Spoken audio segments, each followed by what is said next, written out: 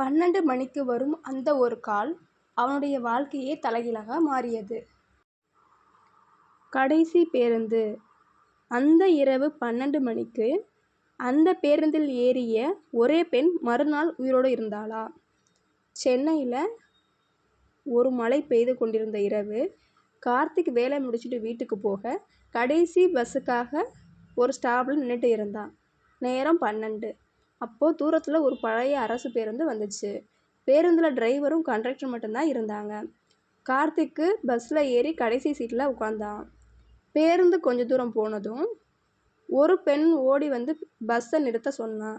அவள் முழுக்க நனைஞ்சிருந்தா. கையில் ஒரு பழைய ஹேண்ட்பேக் இருந்துச்சு. அவள் பஸ்ஸில் ஏறி கார்த்திக் எதில் தான் உட்காந்துருந்தா. கார்த்திக் கவனிச்சான். அவளுடைய கையில் ஒரு சிறிய காயம் இருந்துச்சு. அவன் மெதுவாக கேட்டான், என்ன ஆச்சுன்னு. அவள் பதில் சொல்லவே இல்லை. சில நிமிடங்கள் கழித்து அவள் திடீரென்று கேட்டாள், அண்ணா, இந்த பஸ் பழைய பாலத்துக்கு போகுமா? கார்த்திக் சொன்னான், ஆமாம் போகும். அவள் தலையை குனிந்து அழ ஆரம்பித்தாள்.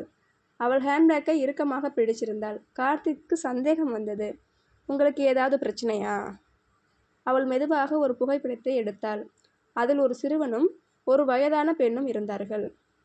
இவங்க யாருன்னு தெரியுமா? கார்த்திக் புகைப்படத்தை பார்த்ததும் அதிர்ச்சி அடைந்தான்.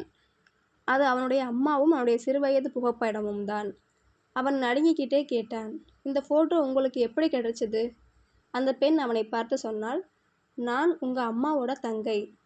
கார்த்திக் அதிர்ச்சியில் உறைந்து போனான். ஏன்னா அவளுடைய அம்மாவுக்கு தங்கை யாருமே இல்லைன்னு தான் அவனுக்கு தெரியும்.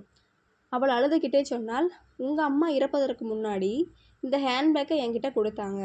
இதில் உனக்காக ஒரு கடிதம் இருக்குது. நீ பெரியவன் ஆனதும் கொடுக்கணும்னு சொன்னாங்க. அவள் ஹேண்ட்பேக்கில் இருந்து ஒரு கடிதத்தை எடுத்து கொடுத்தாங்க. கார்த்திக் நடுங்கும் கைகளால் அதை திறந்தான். அதில் ஒரே ஒரு வரி தான் இருந்தது. கார்த்திக், உன்னுடைய அப்பா இறந்தவர் இல்லை.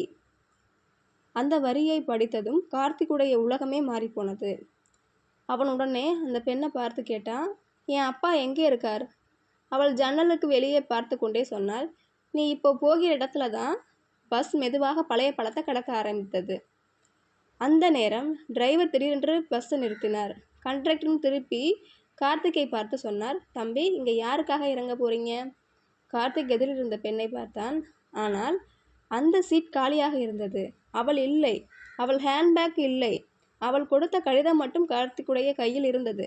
அந்த கடிதத்தின் கீழே இன்னொரு வரி இருந்தது, நான் உன் அப்பாவை பார்க்க முடியலை, நீயாவது அவரை கண்டுபிடி. அடுத்த நாள் காலையில் பழைய பாலத்துக்கு கீழே ஒரு பழைய புகைப்படம் கிடச்சிது.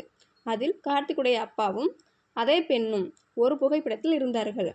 ஆனால் அந்த புகைப்படம் 25 வருடங்களுக்கு முந்தையது.